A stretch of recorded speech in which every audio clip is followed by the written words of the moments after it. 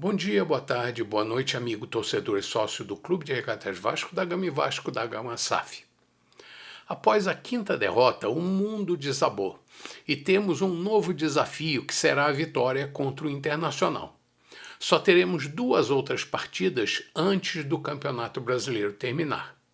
Depois só contaremos com as 2 decisivas partidas contra o Fluminense na semifinal da Copa do Brasil para chegar à final da competição.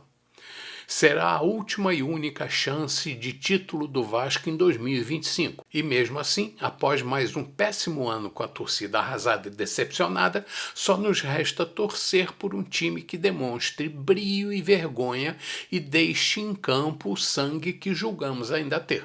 Afinal, a poupuda remuneração que os jogadores de uma equipe da grandeza do Vasco recebem, ao contrário do que acontece com a maioria dos torcedores, já está nas suas contas bancárias.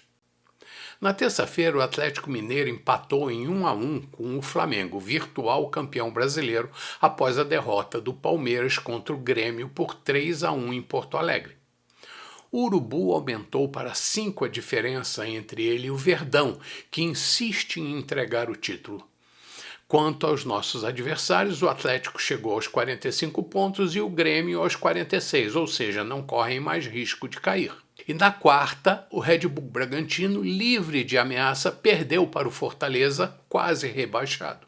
Paralelamente a isso, temos que cobrar da imprensa e dos influenciadores de internet uma postura mais digna e respeitosa, associando seu sentimento de torcedor vascaíno a opiniões harmônicas, diferente das opiniões tradicionais que vemos na rede, onde o antagonismo e os interesses pessoais se sobrepõem ao sentimento do torcedor. Mas querer cobrar de uma imprensa e de canais dominados pela cultura canhota um comportamento direcionado aos bons princípios da linhagem de nossos fundadores é quase impossível, principalmente se considerarmos o emburrecimento proposital a que as últimas gerações vêm sendo submetidas. E isso vem destruindo nosso clube.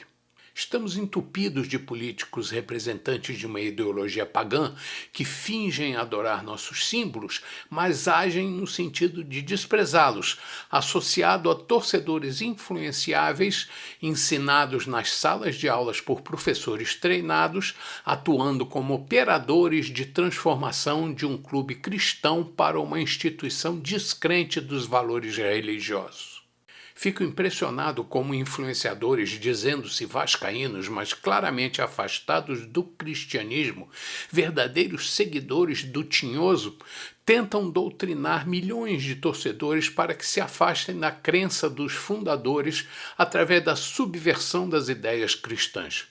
São influenciadores que odeiam o contraditório, não aceitam quem pense diferente e agem semelhantemente às ideias que dizem combater.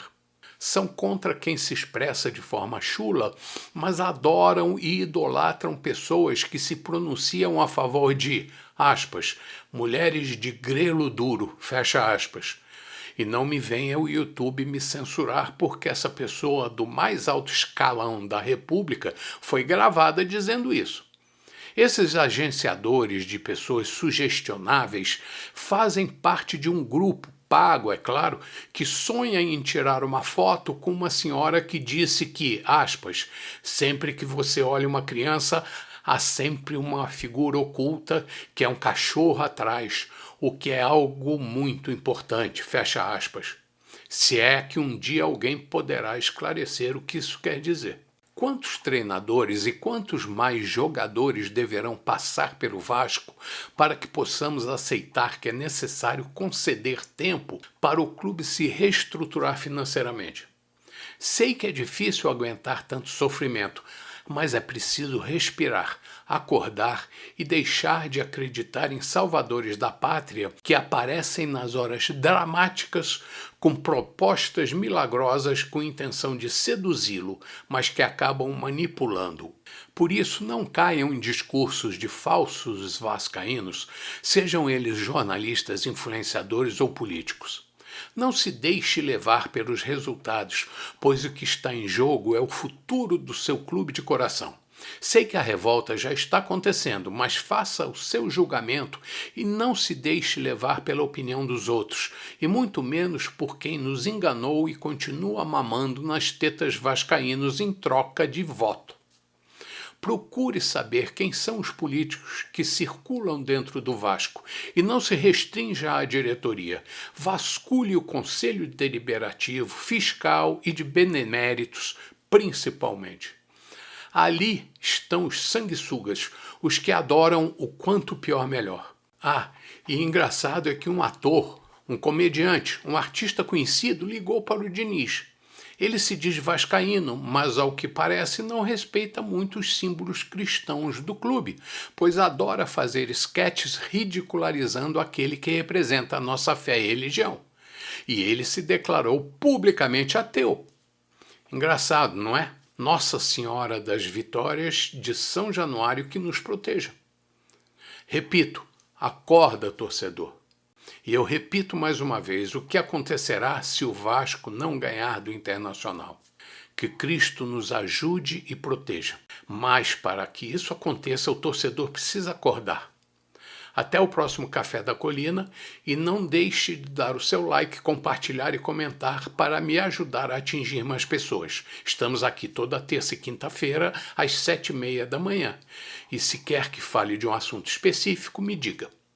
Bom dia, boa tarde, boa noite, amigo, torcedor e sócio do Clube de Regatas Vasco da Gama e Vasco da Gama SAF. Saudações vascaínas sempre.